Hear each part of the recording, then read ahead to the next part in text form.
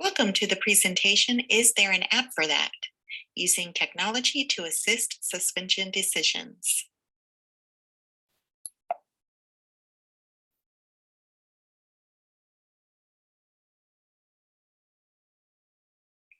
This is the problem and why it matters. The PGCPS Administrative Procedure 10101 dictates that a student with a disability can be removed from school, i.e. suspended, for more than 10 consecutive school days in the same way that a student without a disability would be for the violation of school rules if the student with disabilities IEP team finds that the behavior of that student was not an expression of their disability. There are two ways to interpret the language of this policy, each with very different consequences.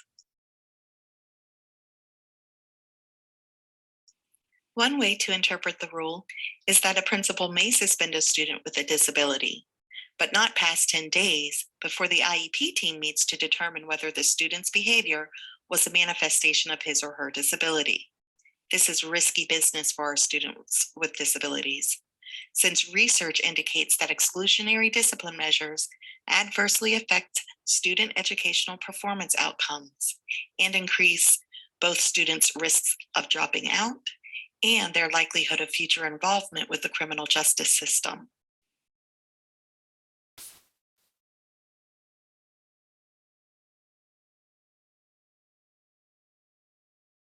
A more appropriate student-centered approach would be to interpret the regulation this way.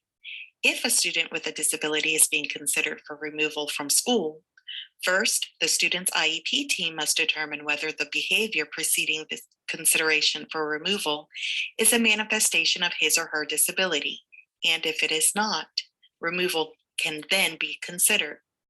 But how does a principal know when they are making a decision that would later be found to be inappropriate for a student with disabilities? I recommend that the school system elicit the help of its high school students in the Chesapeake Math and Information Technology schools to develop a phone app that principals can use to easily see which significant behaviors are associated with the disability categories of IDEA. For example, a principal may not consider suspension as an option for a student with ADHD who has performed an egregious yet highly impulsive act after seeing that impulsivity is a significant behavior that is associated with ADHD. This app may reduce the percentage of students with disabilities being suspended from school.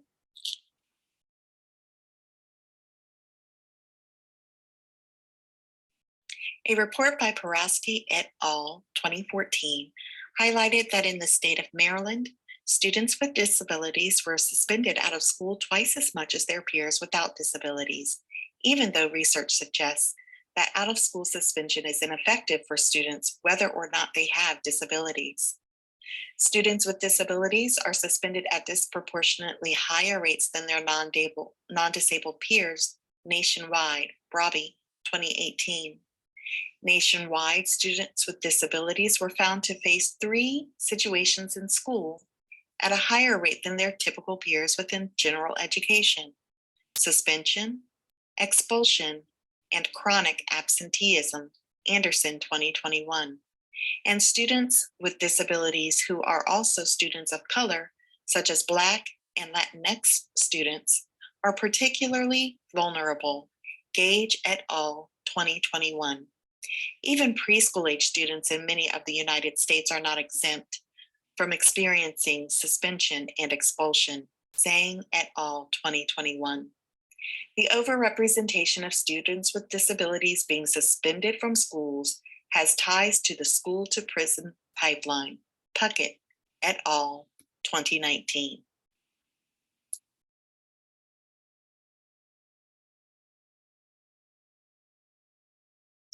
Members of the Board of Education and other school system stakeholders will find that alternatives to exclusionary discipline is cost-effective, to say the least. Not only will school districts increase graduation rates and generate billions of dollars in economic activity if they stop suspending so many students, the research also shows that reducing the racial discipline gap makes good economic sense and will reduce social costs that hit communities of color the hardest. Daniel Lozen, UCLA. Currently, when a PGCPS principal considers suspension of any student, they will execute 7 steps. 1. The student is informed of the suspension and reason. 2. Parents and guardians are then informed. 3. Student stays on campus until parents are notified. 4. The PS 31 documentation is completed. 5. It is to include the specific number of days that the student will be out of school. 6. The principal seeks an intervention from school security personnel or police or other county agencies. And finally, 7, the student, parents, and guardians are given an opportunity to conference with the principal and other appropriate personnel. PGCPS 2009. Our proposed change would come prior to step 1, where first, the school administrator would access the student's confidential educational records to determine whether he or she is a student with a disability. Then they would refer to their disability behaviors phone app, looking for key behaviors associated with that student's primary educational disability, prior to considering exclusive discipline as an option for this student.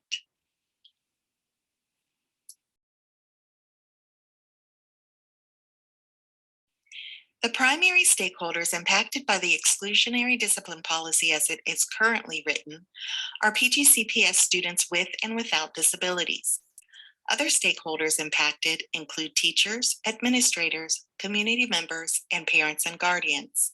One way to effectively plan for potential objections to the proposed change is to enlist the representation of members from each stakeholder group that will be affected by this change, even if little agreement among the group is expected to be easily found.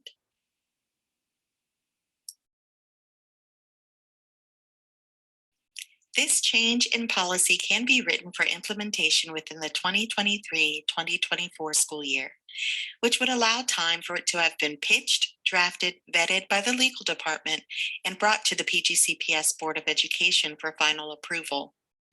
A pilot of the policy change implementation could be conducted using the following sample participants: 2 principals from each school level, elementary, middle, and high.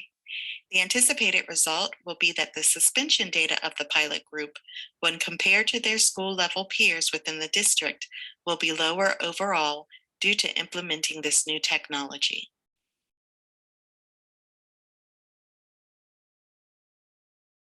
So now let's talk about it. Let's discuss your wonderings, thoughts, and feelings about the information and recommendations that were presented today. Thank you.